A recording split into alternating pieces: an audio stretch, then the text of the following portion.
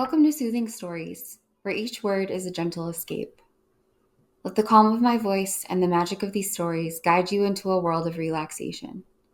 Sit back, unwind, and let your imagination soar.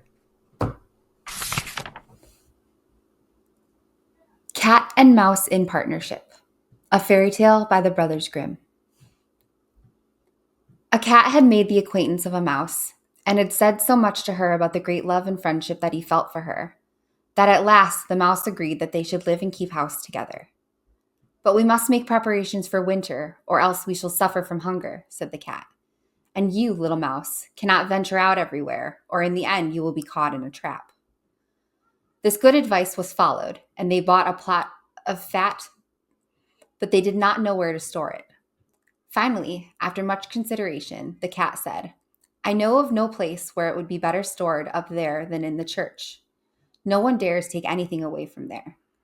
We will put it beneath the altar and not touch it until we are in need of it." So the pot was stored safely away, but it was not long before the cat took a great longing for it and said to the mouse, "I wanted to tell you, little mouse, that my cousin has brought a little son into the world, and she has asked me to be his godfather. He is white with brown spots, and I am to hold over the baptismal font. Let me go out today, and you look after the house by yourself." "Yes, yes," answered the mouse, "by all means go. And if you get anything good to eat, think of me. I would like to drink a drop of sweet red christening wine myself." All this, however, was untrue. The cat had no cousin and had not been asked to be godfather.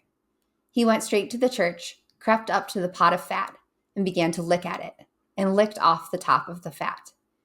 Then he went for a stroll on the roofs of town, looked out for opportunities, and then stretched out in the sun, licking his whiskers whenever he thought of the pot of fat. He did not return home again until it was evening. "Well, here you are again," said the mouse. "You must have had a happy day." "Everything went well," answered the cat. "What name did they give the child?" asked the mouse. "Top off," said the cat coolly. "Top off?" cried the mouse. "That is a very odd and uncommon name. It is the usual one in your family?" "What does that matter?" said the cat. "It is no worse than Crumb Thief, as your godchildren are called." Before long, the cat was seized by another fit of longing. He said to the mouse, "You must do me a favor and once more manage the house alone for a day. I have asked again to be godfather, and since the child has a white ring around its neck, I cannot refuse." The good mouse consented. However, the cat crept up behind the town wall to the church and devoured half the pot of fat. "Nothing tastes as good as that which one eats by himself," said he, and was quite satisfied with his day's work. When he arrived home, the mouse asked, "What was the name of the child christened with?" "Half Gone," answered the cat. "Half Gone? What are you saying? I have never heard that name in all my life. I'll wager it's not in the almanac." The cat's mouth soon again began to water for the delicious goods. "All good things come in threes," he said to the mouse. "I have been asked again to be godfather. The child is totally black with only white paws. Otherwise, it has not a single white hair on its whole body. This only happens once every few years. You will let me go, won't you?" "Top off, Half Gone," answered the mouse. "They are such odd names that they make me stop and think."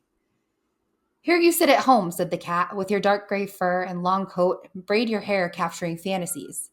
That is because you do not go out in the daytime." During the cat's absence, the mouse cleaned the house and put it in order. But the greedy cat devoured all the rest of the fat. "One has peace only after everything is eaten up," he said to himself. Well filled and fat, he did not return home until nighttime. The mouse immediately asked what name had been given to the third child. "You will not like it either," said the cat. "His name is All Gone." "All Gone!" cried the mouse. "That is the most worrisome name at all. I have never seen it in print. All Gone! What can that mean?" Then she shook her head, curled herself up, and laid down to sleep. From this time forth, no one invited the cat to be godfather. But when winter had come and there was no longer anything to be found outside, the mouse thought of their stored food and said, "Come, cat, we will go to our pot of fat which we have stored up for ourselves. It will taste good now." "Yes," answered the cat, "you will enjoy it as much as you would enjoy sticking that dainty tongue of yours out the window." They set out on their way, but when they arrived, the pot of fat, to be sure, was still in its place, but it was now empty. Alas, says the mouse, now I see what has happened. Now it comes to light. You are a true friend. You ate everything when you were serving as godfather. First top off, then half gone, then... Be quiet, cried the cat. One more word and I will eat you too. All gone was already on the poor mouse's lips. She had scarcely spoken it before the cat sprang on her, seized her, and swallowed her down. You see, that is the way of the world. Thank you for joining me on this peaceful journey through this book. If you enjoyed this reading, don't forget to subscribe to Soothing Stories for more tranquil tales. Until next time, keep your mind at ease and your heart light.